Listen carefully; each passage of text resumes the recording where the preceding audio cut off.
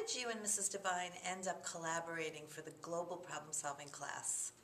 Liz Devine was one of the first teachers that I met when I started teaching here in 2005, and I saw her passion for what she does. I saw that she brings students' minds into relevant curriculum, and she's very passionate about getting them to think and critically think and think for themselves and be expressive in who they are. She was struggling with her global problem-solving class in terms of how they can, because they have to work together to problem solve.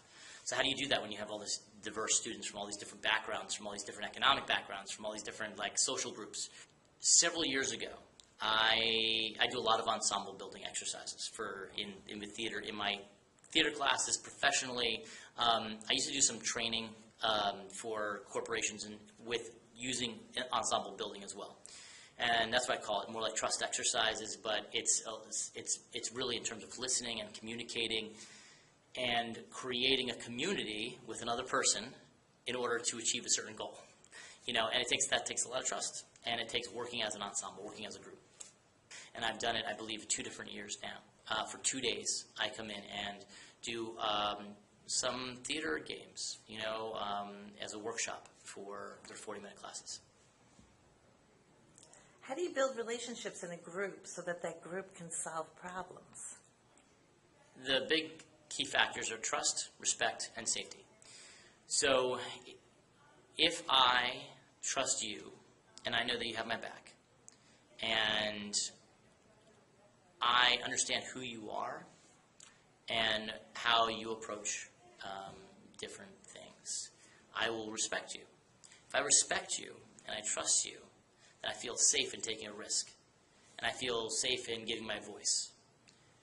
So I no longer shirk in the background, and I think I'll give this type A personality student the floor, because physical theater work is trusting. You're holding up people. You're working together. So this great exercise that I do with them is everybody stands around a circle.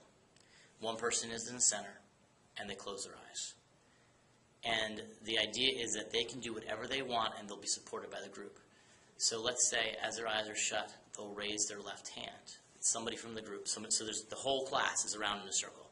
Somebody from the circle will come in and hold up that person's hand.